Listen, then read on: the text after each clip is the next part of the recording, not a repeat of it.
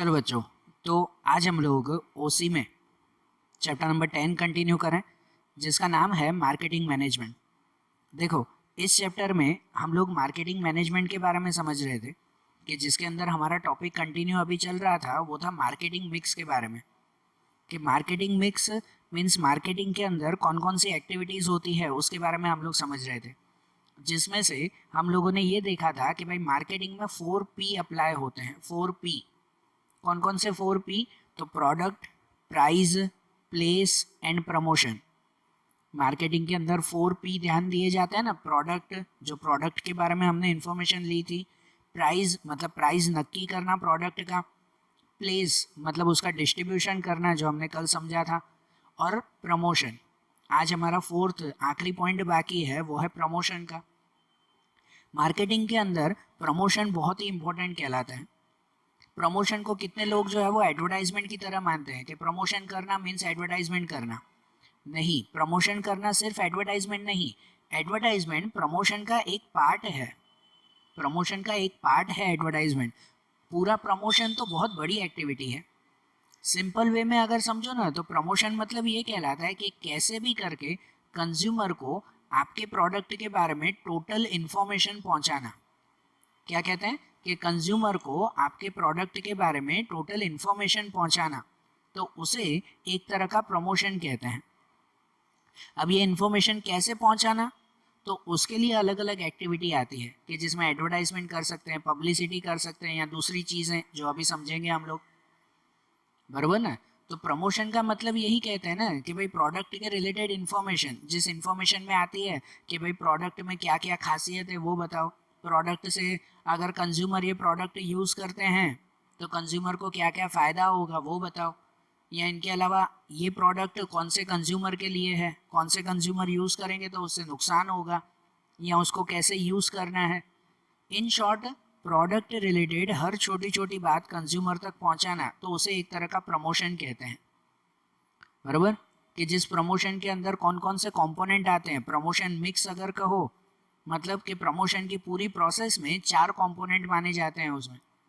वो कहते हैं advertisement, sales promotion, personal selling and publicity, बराबर ना। ये 4 अलग अलग कॉन्सेप्ट आते हैं कि जिनमें से प्रमोशन के अंदर का सबसे पहला कॉन्सेप्ट अगर देखें तो वो आता है एडवर्टाइजमेंट, बराबर।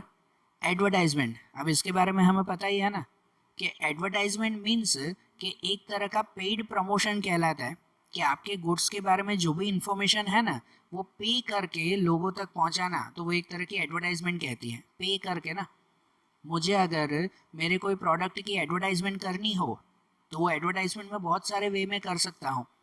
टीवी रेडियो में ऐड दे सकता हूँ, या जो डेलीज न्यूज़पेपर आते हैं उनमें ऐड दे सकता हूँ, मैगजीन पे ऐड दे सकता हूँ, इंटरनेट पर जो है वो पर्टिकुलर ऐड रख सकता हूँ मैं, बराबर। तो एडवर्टाइजमेंट इसे कहते हैं।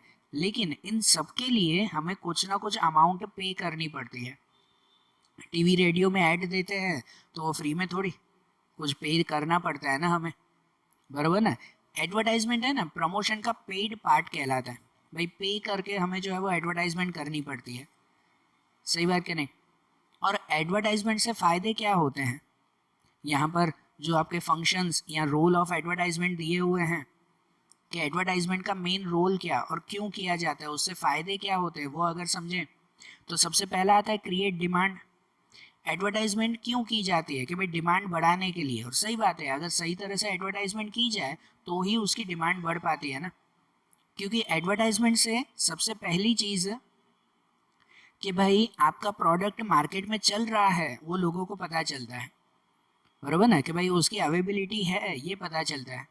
अब भाई मैंने कोई नया प्रोडक्ट शुरू किया हो, लेकिन मैं एडवर्टाइजमेंट ही अगर ना करूं कि भाई एक स्पेशल टाइप का चलो सैंडविच बनाकर मैं अपनी शॉप पर बेच रहा हूँ, लेकिन मैंने ना बाहर बोर्ड लगाया है, ना मैं कोई पैम्पलेट बांट कर जो है वो आसपास के लोगों को बता रहा हूँ, या कुछ भी नहीं बता रहा हूँ मैं, कोई एडवर्टाइजमेंट नहीं, तो क्या लोगों को पता चलेगा कि भाई ऐसा कोई स्पेशल नया सैंडविच मैं बना रहा हूँ, कोई नया प्रोडक्ट मेरे पास है, ऐसा लोगों को पता चलेगा? कहाँ से पता चलेगा, बराबर ना। कितनी बार तो शायद मेरे पड़ोस वालों को भी ना पता हो कि हाँ भाई मैं यहाँ पर ऐसी चीज़ बनाता हूँ, बराबर। हमारे हिंदी में वो कहते हैं ना, जो दिखता है वही बिकता है। एडवर्टाइजमेंट का यही तो मोटो है ना, कि भाई एडवर्टाइजमेंट सबसे पहले तो डिमांड क्रिएट करती है, मतलब मार्केट में बताती है कि हाँ भाई ये प्रोडक्ट अवेलेबल है। ये एडवर्टाइजमेंट से ही पता चलता है कि एडवर्टाइजमेंट से कंज्यूमर को प्रोडक्ट के बारे में इनिशियल नॉलेज मिलती है। सबसे पहली नॉलेज मिलती है कि हाँ भाई चलो ये प्रोडक्ट है। तो कितनी बार कोई नया प्रोडक्ट होता है उसको एडवर्टाइजमेंट के थ्रू भी अगर बताया जाए ना, तो कितनी बार लोग चलो ये नई चीज़ है चलो ना खरीद लेते हैं। एडवर्टाइजमेंट से ऐसे डिमांड बढ़ती है ना। हम लोग भी कितनी बार ऐसा करते हैं ना कि चलो भाई ये नई चीज़ है चलो उसे ट्राई करते हैं। भले एक बार ही खरीदेंगे, नहीं पसंद आया तो दूसरी बार नहीं खरीदेंगे, लेकिन एक बार भी अगर खरीदी तो सामने वाले की तो सेल हो रही है ना, बराबर। तो ये सब बेनिफिट सेल का किससे, एडवर्टाइजमेंट से ही। दूसरा benefit of large scale production, कि जब आपको लार्ज स्केल प्रोडक्शन करना है ना तो उसके लिए एडवर्टाइजमेंट बहुत ज़्यादा ज़रूरी है, क्योंकि एडवर्टाइजमेंट करने से ही जो है आपका प्रोडक्ट ज़्यादा लोगों तक पहुंचेगा, ज़्यादा लोगों को पता चलेगा आपके प्रोडक्ट के बारे में, तो ही ज़्यादा लोग जो है वो आपका प्रोडक्ट खरीदेंगे। कि अगर आपकी इच्छा है कि भाई मुझे महीने के जो है वो 10,000 यूनिट बेचने हैं, जो भी चीज़ आप बनाते हो, बराबर ना, XYZ जो भी चीज़ आप प्रोड्यूस कर रहे हो, और आपका ऐसा गोल है कि मुझे महीने के 10,000 प्रोडक्ट या 10,000 यूनिट सेल करने हैं, तो उसका एक ही सबसे मेन जो है वो रास्ता आता है, वो है एडवर्टाइजमेंट का। कि अगर आप लोग एडवर्टाइजमेंट प्रॉपर कर रहे हो तो ज़्यादा से ज़्यादा लोगों तक इन्फॉर्मेशन पहुंचेगी, और ज़्यादा से ज़्यादा लोगों तक इन्फॉर्मेशन पहुंचेगी तो ही वो लोग आपकी चीज़ें खरीद पाएंगे। तो जब लार्ज स्केल प्रोडक्शन हो या लार्ज स्केल सेलिंग करनी हो तो एडवर्टाइजमेंट ज़रूरी है। उसके अलावा प्रोडक्ट अवेयरनेस, कि प्रोडक्ट की अवेयरनेस लोगों तक पहुंचाने के लिए तो भी एडवर्टाइजमेंट ज़रूरी है।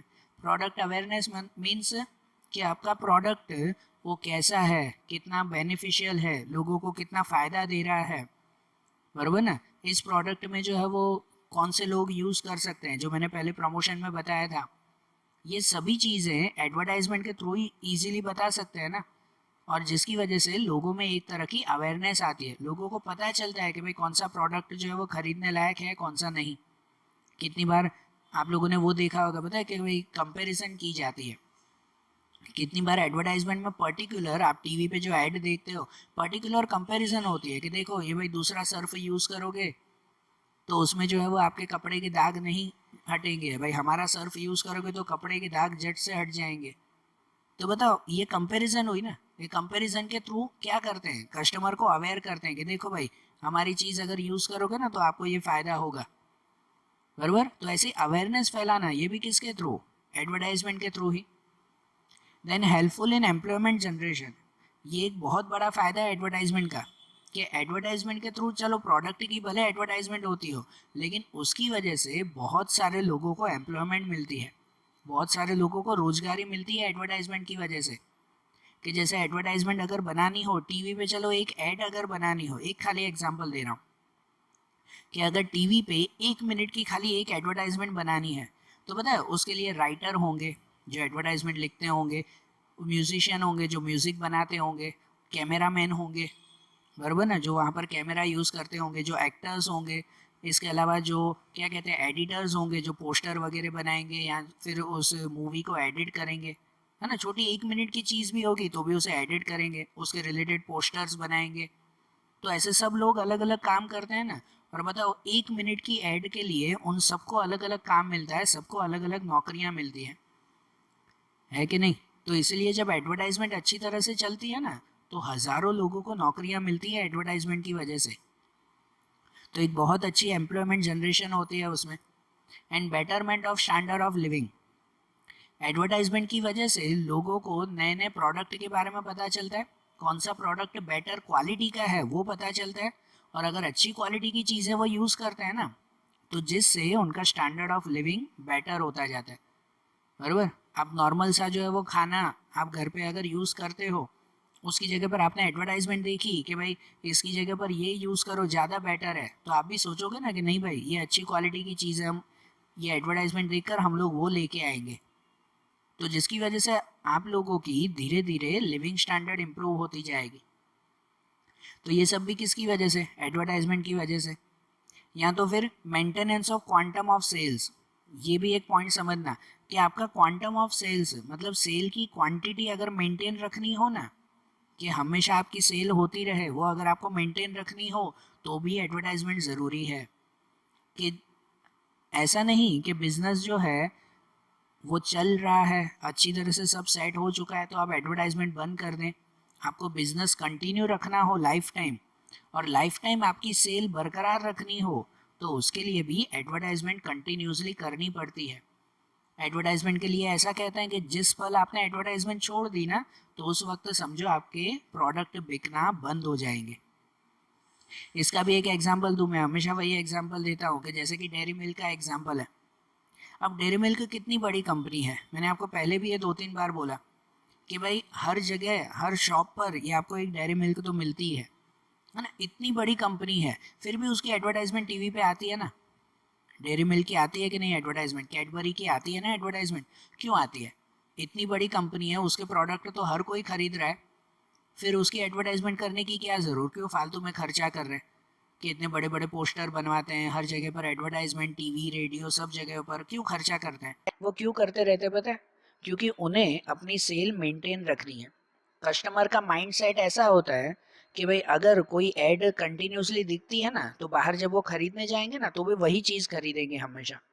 और अगर बाय चांस ऐसा हो कि 1-2 महीने तक जो है वो डेयरी मिल्क की ऐड आई नहीं, चलो नहीं आई, आपने आपने ना टीवी पे देखा, ना कोई न्यूज़पेपर में ऐड पढ़ी, ना कहीं पर सुना उसके बारे में, कहीं पर भी नहीं, तो मार्केट में लोग लिटरली उसकी चीज़ें खरीदना बंद कर देंगे।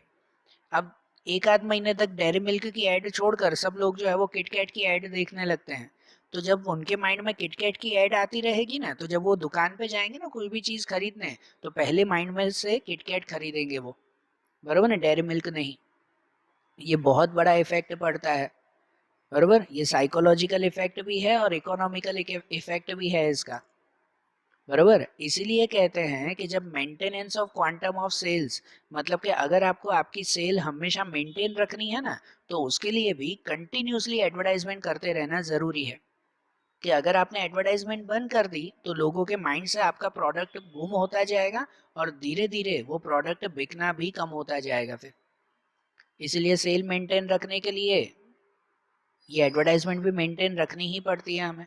भले कितनी भी बड़ी कंपनी क्यों ना हो, उसकी एडवर्टाइजमेंट कंटिन्यू रखनी पड़ती है, तो ही उसका प्रोडक्ट बिकेगा, बरोबर। तो ये एडवर्टाइजमेंट के रोल तो पड़े ना, फिर एक छोटा सा पॉइंट आता है जो आता है ऑब्जेक्शन अगेंस्ट एडवर्टाइजमेंट। कि समझो एडवर्टाइजमेंट की लिमिटेशंस। एडवर्टाइजमेंट के बहुत फायदे हैं, डिमांड बढ़ती है, सेल बढ़ती है, ये सब हमने अभी बेनिफिट देखे।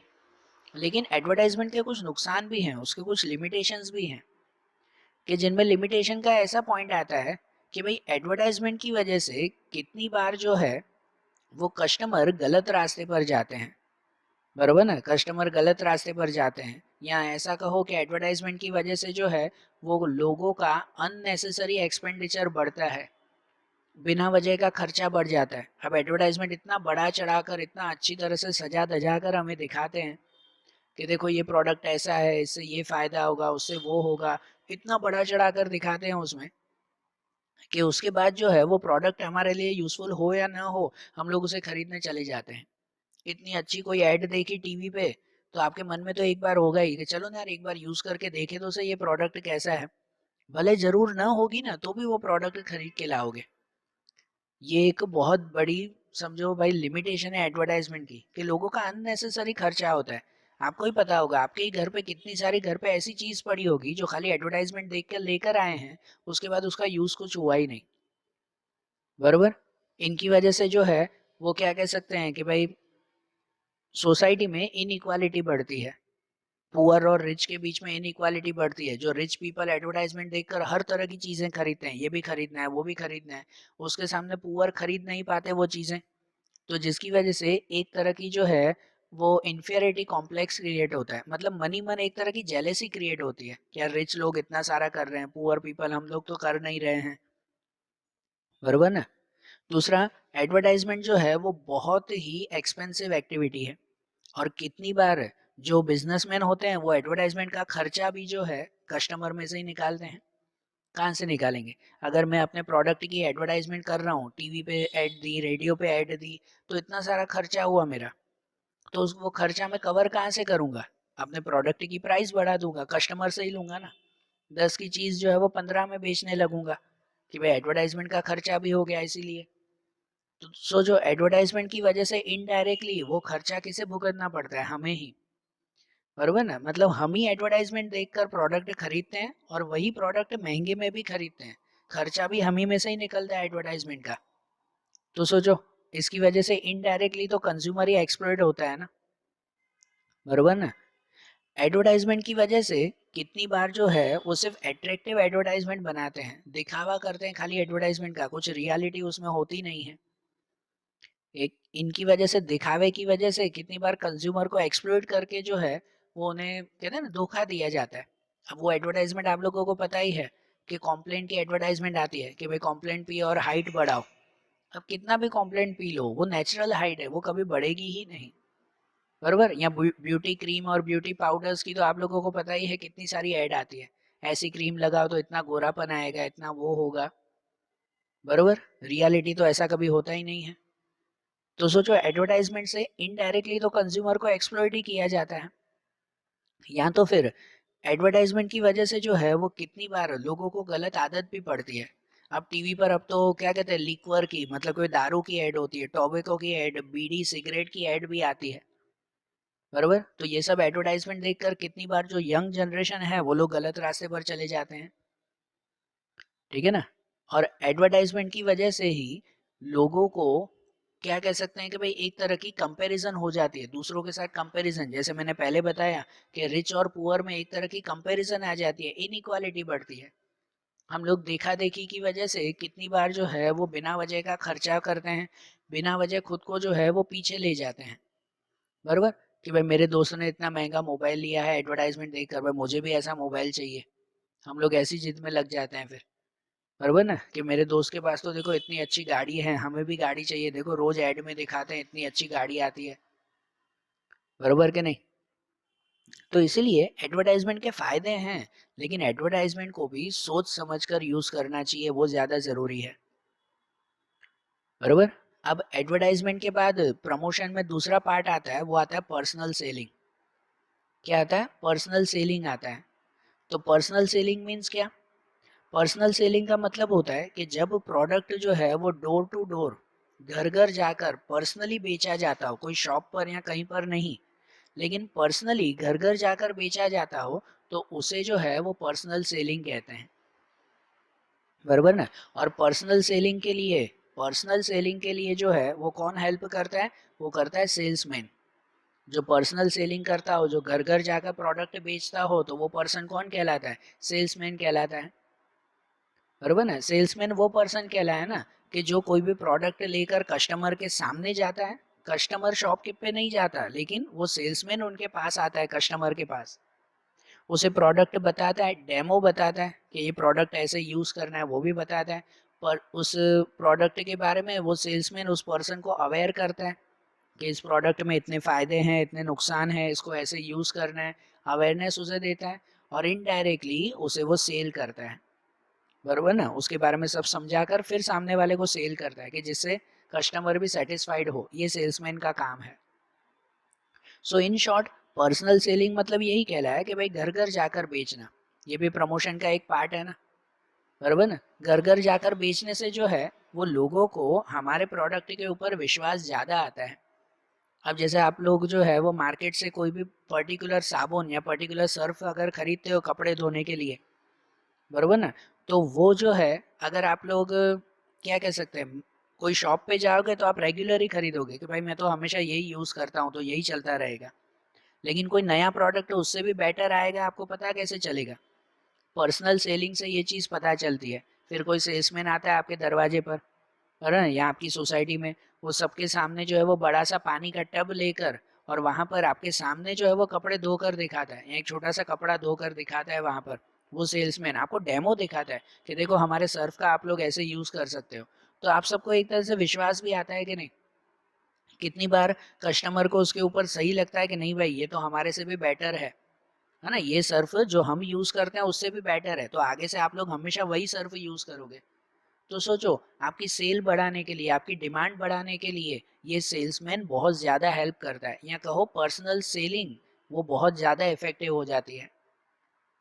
और यहाँ पर हमारा एक पॉइंट आता है, शॉर्ट पॉइंट है, जो है कैरेक्टरिस्टिक ऑफ गुड सेल्समैन। एक अच्छा सेल्समैन कैसा होना चाहिए, एक गुड सेल्समैन कैसा होना चाहिए, बरोबर ना, कि सेल्समैन वो होना चाहिए ना कि जो आपके प्रोडक्ट को अच्छी तरह से कस्टमर के सामने डिस्क्राइब करे। और इनके अलावा सेल्समैन कैसा होना चाहिए, उसके कैरेक्टरिस्टिक हैं कि सेल्समैन स्मार्ट, इंटरेक्टिव और फिजिकली फिट होना चाहिए, कि भाई अच्छी तरह से वेल वेल ड्रेस्ड होना चाहिए, अच्छी तरह से ड्रेस वगैरह पहनकर तैयार होकर आपके सामने आए तो आपको जो है वो बात करने में भी जो है वो सही लगता है ना। एक स्मार्ट पर्सन आपके सामने आता हो, शेव वगैरह किया हुआ, अच्छी तरह से जो है वो फिट दिखने वाला। अब आपके घर पे अगर कोई ऐसा पर्सन आ जाता हो जिसने 10 दिन से दाढ़ी न की हो, जिसने जो है वो सही तरह से कपड़े ना पहने हुए हो, बरोबर इन शर्ट ना की हो, बरोबर दिखने में जो है वो एकदम मोटा जैसा दिखता हो, अगर ऐसा इंसान आपके घर पे आ जाए, कोई जो है वो कोई भी चीजें बेचने के लिए, आप बाहर से ही मना कर देते, भाई रहने दो भाई, मुझे कुछ नहीं खरीदना है, कि नहीं। और वहीं एकदम वेल एजुकेटेड, अच्छी तरह से तैयार, एकदम स्मार्ट पर्सन, शेव किया हुआ, बाल अच्छी तरह से बने हुए, जो दिखने में ही जो है वो गुड लुकिंग लग रहा है, वो पर्सन अगर आपके घर पे कुछ सेल करने आ रहा है तो एक बार तो उसकी बात आप लोग सुन ही लोगे ना। सही बात है ना। तो इसलिए सेल्समैन ऐसा होना चाहिए, जो भी कंपनी जब सेल्समैन हायर करती है ना तो ये सब चीजें खास देखती है। दूसरा, सेल्समैन कम्युनिकेशन में अच्छा होना चाहिए, बातचीत करने में अच्छा होना चाहिए, इंटेलिजेंट होना चाहिए, एफिशिएंट होना चाहिए, नॉलेज होनी चाहिए, कि भाई सेल्समैन को उस प्रोडक्ट के बारे में अच्छी तरह से नॉलेज होनी चाहिए जो वो बेच रहा है। अगर उसके बारे में ही उसे उसे ही नॉलेज नहीं होगी तो कोई खरीदेगा कैसे, बरोबर ना। कोई कस्टमर ने क्वेश्चन ही पूछ लिया कि बताओ इस प्रोडक्ट के बारे में, और उसे ही ना पता हो तो फिर क्या, तो कस्टमर सीधा ही मना करेगा, रहने दो भाई, तुम्हें ही नहीं पता है, हमें क्या बेचोगे, जाने दो, बरोबर ना, सीधा वो मना हो जाता है। इसलिए सेल्समैन को उस प्रोडक्ट के बारे में पूरी इंफॉर्मेशन होना जरूरी है, बरोबर। दूसरा, सेल्समैन में ये क्वालिटी होनी चाहिए कि भाई जो उसके पोटेंशियल कस्टमर है, पोटेंशियल कस्टमर मतलब कि जो रेगुलर कस्टमर है, जो उससे हमेशा चीजें खरीदते ही हैं, वो उसके साथ हमेशा टिके रहे, बरोबर ना। और उसमें ये स्टाइल होनी चाहिए कि जो न्यू कस्टमर हो ना, उस न्यू कस्टमर को भी अच्छी तरह से कन्विंस कर पाए, बरोबर। इन शॉर्ट कि भाई सेल्समैन में ऐसी क्वालिटी, ऐसी स्टाइल होनी चाहिए कि वो किसी को भी कन्विंस कर पाए, बरोबर ना, किसी को भी कन्विंस कर पाए, या तो भाई किसी को भी जो है वो क्या कह सकते हैं कि भाई बातचीत करके अपने में उसे समझा सके कि हाँ भाई ये प्रोडक्ट उसके लिए यूजफुल है। एक कहावत तो ऐसी भी कही जाती थी, इसमें नहीं है ना ही एग्जाम में ऐसे लिखना, लेकिन एक कहावत तो ऐसी भी कही जाती थी कि एक अच्छा सेल्समैन वो कहलाता है ना जो गंजे को भी कंगी बेच दे। सही बात है ना। एक सेल्समैन वही कहलाता है ना जो कोई गंजा इंसान हो उसे भी कंगी बेच के दिखाए, बरोबर। तो सामने वाले को जो कन्विंस कर सके, ऐसा स्टाइल जिसमें हो, तो वो एक गुड सेल्समैन कहलाता है। दूसरी सबसे बड़ी बात, सेल्समैन वो होना चाहिए जिसमें होनेस्टी हो, जिसमें ईमानदारी हो, जो ईमानदारी से सामने वाले को बताता हो और ईमानदारी से अपना काम भी करता हो, तो वो सेल्समैन एक गुड सेल्समैन कहलाता है, बरोबर। दूसरा, सेल्समैन है ना पोलाइट होना चाहिए, क्योंकि पता है सेल्समैन वो उसकी कंपनी का रिप्रेजेंटेटिव कहलाता है। अगर सेल्समैन ने कुछ भी गलती कर दी तो सेल्समैन का नाम नहीं खराब होता, उसमें पूरी कंपनी का नाम खराब होता है कि नहीं। कि अगर कोई रिलायंस कंपनी वाला कोई पर्सन, एग्जाम्पल कि कोई रिलायंस कंपनी वाला कोई पर्सन कोई भी चीज बेचने के लिए, भले एक सिम कार्ड बेचने के लिए अगर सपोज आपके घर पे आ रहा है, सेल्समैन करने आ रहा है, और उसने आपके घर वालों के साथ कुछ गलत बातचीत की, कुछ गुस्से में बात कर दिया या और कुछ हो गया, बरोबर, तो आप उस सेल्समैन के नाम पे करोगे कि भाई मतलब जो है वो ये सेल्समैन बुरा था, ऐसा नहीं। हम लोग सीधा क्या करते हैं पता है, ये तो रिलायंस कंपनी वाले लोग ही ऐसे आते हैं हमारे यहाँ, बरोबर। ये लैंग्वेज हमारे मुंह से निकलती है कि रिलायंस कंपनी वाले लोग ही हमारे यहाँ पर ऐसे आते हैं, मतलब नाम तो सीधा रिलायंस कंपनी का खराब, उसे एक सेल्समैन ने गलती की हो तो उसकी वजह से पूरी कंपनी का नाम खराब होता है। इसकी वजह से कंपनी जो भी सेल्समैन हायर करती है ना, वो ऐसे हायर करती है जो सेल्समैन पोलाइट हो, बरोबर। रिसेंटली आप लोगों ने वो एग्जाम्पल बहुत सारे देखे होंगे कि भाई जैसे वो जोमेटो कंपनी वाले होते हैं, आपने वो एग्जाम्पल रिसेंटली बहुत हुआ ना ये, कि भाई न्यूज़पेपर में भी आ गया, टीवी में भी आ गया, कि जो जोमेटो कंपनी वाले होते हैं वो खाना आधे में खुद ही खा जाते हैं, फिर कस्टमर को देते हैं, ऐसा देते हैं। अब ऐसा करने वाले हजारों में से कोई एक इंसान होगा, लेकिन नाम नाम पूरी कंपनी का खराब हो गया कि जोमेटो कंपनी खराब है कि नहीं। तो सेल्समैन ईमानदार होना चाहिए, पोलाइट होना चाहिए कि भाई उसके ऊपर ही पूरी कंपनी का नाम जो है वो टिका हुआ है। दूसरा, सेल्समैन एंथुजियास्टिक होना चाहिए, जोश से होना चाहिए। एकदम डल होकर आपके सामने आकर कोई प्रोडक्ट बेचे तो आप खरीदोगे ही नहीं, बरोबर। डिसिप्लिन होना चाहिए, एम्बिशियस होना चाहिए कि भाई उसमें खुद उसके चेहरे पर दिखना चाहिए कि हाँ भाई ये अपने काम में पूरा जोश से वो कर रहा है काम, तो आप भी जो है वो कन्विंस हो जाओगे उसकी बात से, ठीक है। तो इसलिए पर्सनल सेलिंग वो प्रमोशन का एक अच्छा पार्ट कहलाता है, बरोबर ना। और पर्सनल सेलिंग टोटली डिपेंड होता है किसके ऊपर, तो सेल्समैन के ऊपर। अब पर्सनल सेलिंग के बाद दूसरा पार्ट आता है इसका, वो आता है सेल्स प्रमोशन। पर्सनल सेलिंग के बाद सेकंड पार्ट कौन सा आता है, वो सेल्स प्रमोशन आता है, बरोबर ना। जहां पर प्रमोशन का ये थर्ड पार्ट सेल्स प्रमोशन, इसका मीन्स क्या कि सेल्स प्रमोशन किसे कहते हैं कि नॉर्मल सेल तो हम लोग करते ही है ना, लेकिन जब सेल के साथ साथ जब एडवर्टाइजमेंट भी की जाती हो, उसमें सेल बढ़ाने के लिए जब अलग अलग टेक्निक, अलग अलग मेथड जब अपनाई जाती है ना, तो उसे सेल प्रमोशन कहते हैं। शॉर्ट में समझो कि सेल प्रमोशन मीन्स ये है कि सेल को बढ़ाने की अलग अलग टेक्निक्स, बरोबर। कि अगर मुझे सेल बढ़ानी है तो मैंने कोई ऑफर रख दी 50% ऑफ, या एक ऑफर रख दी buy one get one free. तो ये सेल बढ़ाने की अलग अलग जो है वो मेथड्स है ना, बरोबर ना। ये अलग अलग मेथड को हम लोग कहते हैं सेल्स प्रमोशन। कि जहाँ सेल्स प्रमोशन में यहाँ पे आपकी कुछ टेक्निक्स दी गई है कि कैसी टेक्निक अप्लाई होती है, जिनमें सबसे पहला आता है सेल लगा देना।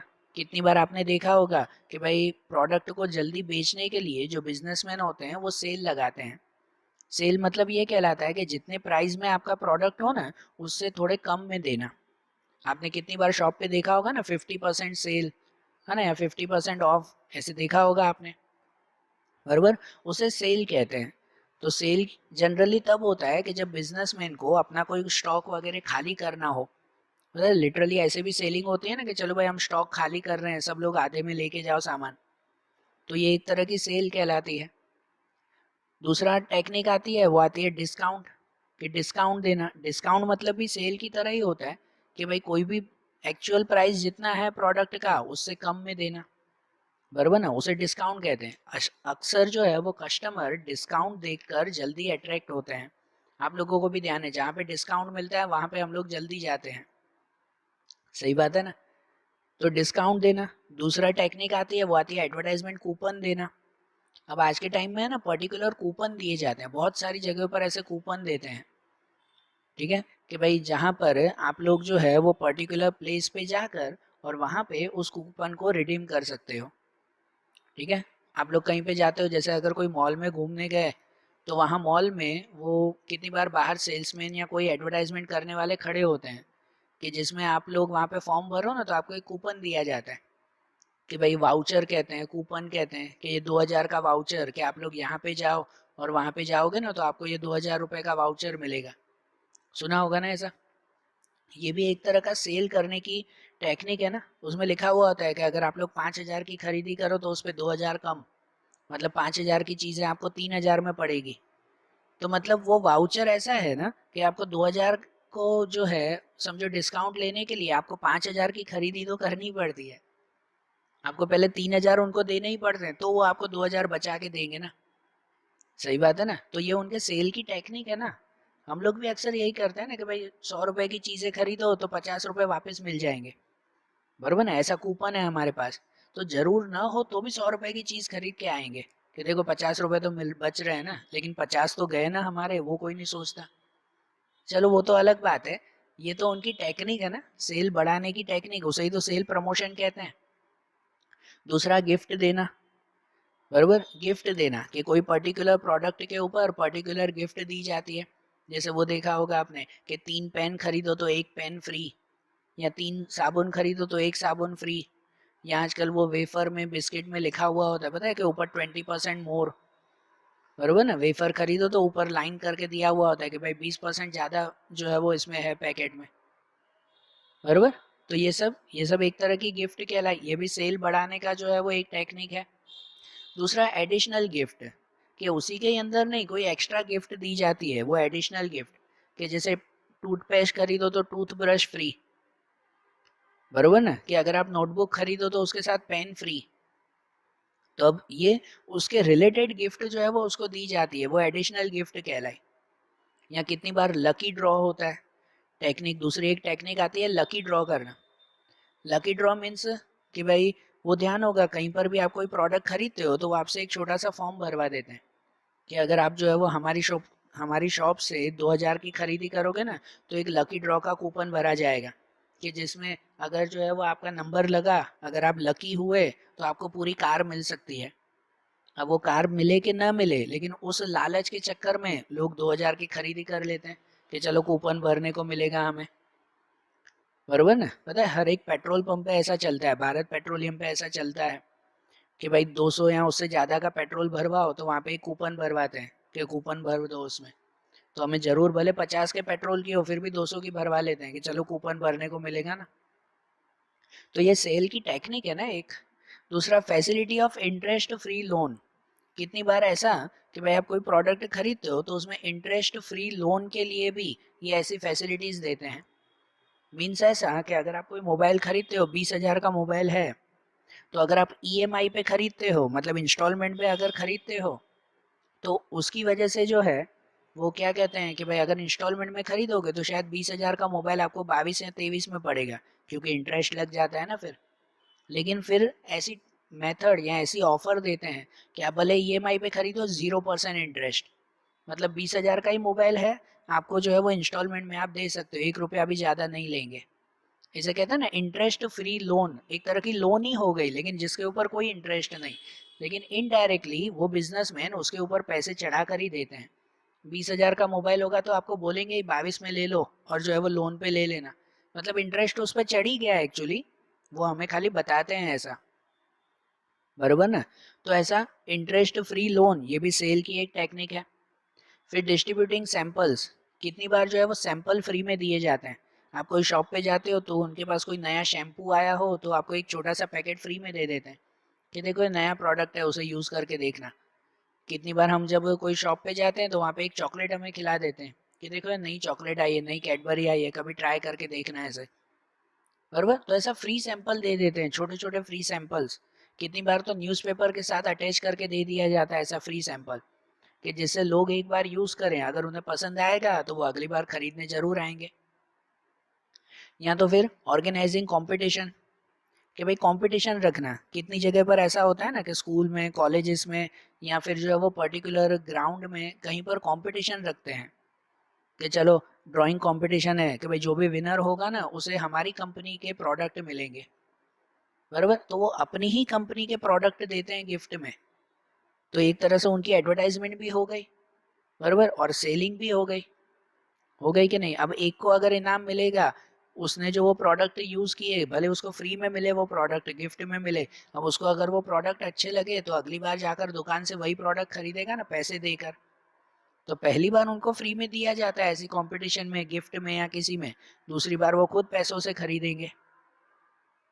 बरोबर, तो ये सब सेल की टेक्निक है, ये सब सेल की अलग अलग टेक्निक्स हैं कि जिन्हें सेल प्रमोशन कहते हैं। सेल बढ़ाने के लिए ये टेक्निक अप्लाई की जाती है। बरोबर, और उसके बाद एक आखिरी पॉइंट आता है चैप्टर का जो है publicity and public relation. Publicity and public relation, इसका मीनिंग क्या? तो पब्लिसिटी किसे कहते हैं? पब्लिसिटी वो कहलाती है कि जो एडवर्टाइजमेंट फ्री ऑफ कॉस्ट होती हो, फ्री में जो एडवर्टाइजमेंट होती हो ना, तो उसे पब्लिसिटी कहते हैं। मैंने आपको पहले बताया था कि एडवर्टाइजमेंट के लिए ना पर्टिकुलर पैसे देने पड़ते हैं, बरोबर ना। लेकिन जो एडवर्टाइजमेंट फ्री में हो जाती हो ना, तो उसे पब्लिसिटी कहते हैं, उसे एडवर्टाइजमेंट नहीं कहते। पब्लिसिटी वो कोई भी प्रोडक्ट या कोई भी बिजनेसमैन के लिए बहुत ज़रूरी होती है। कहते हैं कि जिस बिजनेसमैन की या जिस प्रोडक्ट के लिए पब्लिसिटी अच्छी तरह से हो गई ना, तो उसका प्रोडक्ट हमेशा बिकता रहता है, उसे फिर कोई एडवर्टाइजमेंट की ज़रूरत नहीं पड़ती, जिसकी पब्लिसिटी अच्छी हो तो पब्लिसिटी कैसे होती है? पब्लिसिटी फ्री ऑफ कॉस्ट ना, उसमें कोई पैसे नहीं लगते, ना ही बिजनेसमैन को कोई खर्चा करना पड़ता है, ना बिजनेसमैन खुद उसकी एडवर्टाइजमेंट करता है। जब बाहर के लोग उसकी एडवर्टाइजमेंट करते हो और फ्री में, तो उसे पब्लिसिटी कहते हैं।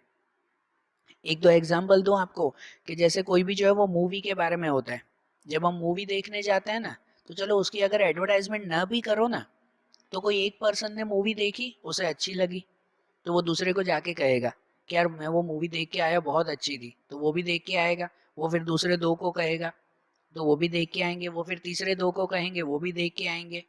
तो भले अब उस मूवी वाले ने शायद कोई एडवर्टाइजमेंट न भी की हो, लेकिन फ्री में उसकी एडवर्टाइजमेंट सबके लिए हो रही है ना। सब एक दूसरे को बोल रहे हैं यार वो मूवी देखो, वो बहुत अच्छी है, बराबर ना, सब एक दूसरे को बता रहे हैं। तो इसे एक तरह की पब्लिसिटी कहते हैं। इस पब्लिसिटी का एक बहुत अच्छा एग्जाम्पल दूसरा दूं तो आप लोगों को ध्यान है कुछ साल पहले वो आप सबके हाथ में एक चीज आई थी, वो थी स्पिनर।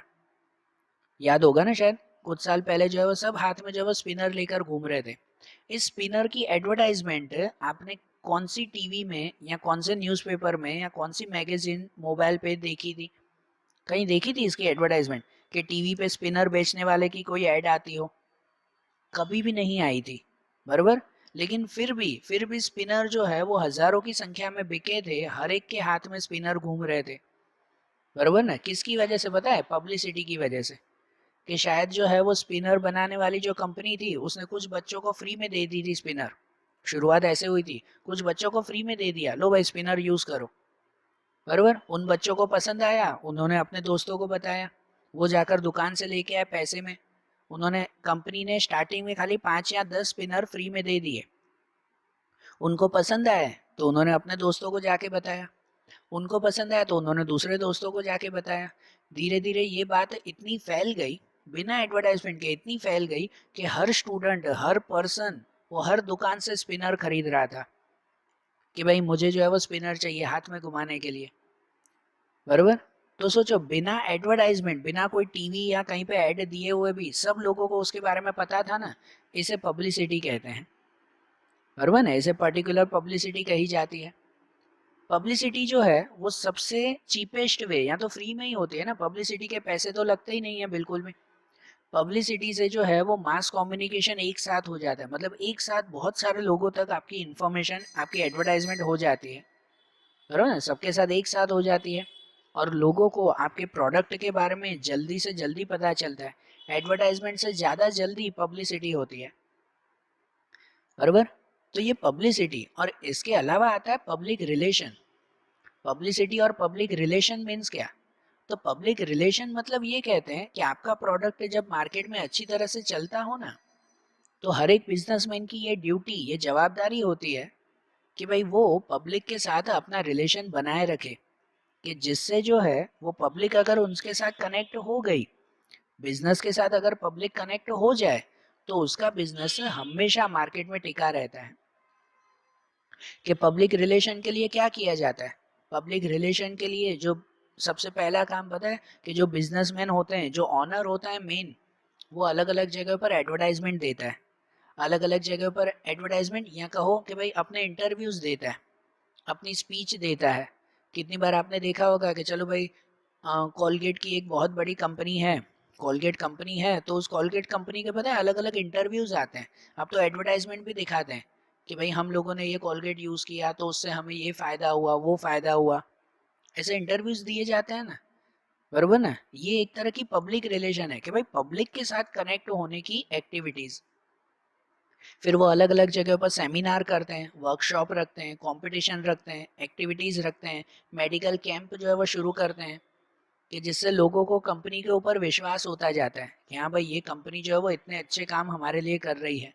अलग अलग जगह पर प्रोग्राम रखते हैं, जहाँ पर 4 रास्ते हो तो 4 रास्ते पे अपना मॉन्यूमेंट बना के देते हैं, करते हैं कि नहीं? तो ये सब एक तरह के क्या हुआ, पब्लिक रिलेशन ना। टीवी न्यूज़ पर आकर जो है वो एडवर्टाइजमेंट देंगे, सॉरी अपना इंटरव्यू देंगे। दूसरा, अपनी सक्सेस स्टोरीज बताएंगे।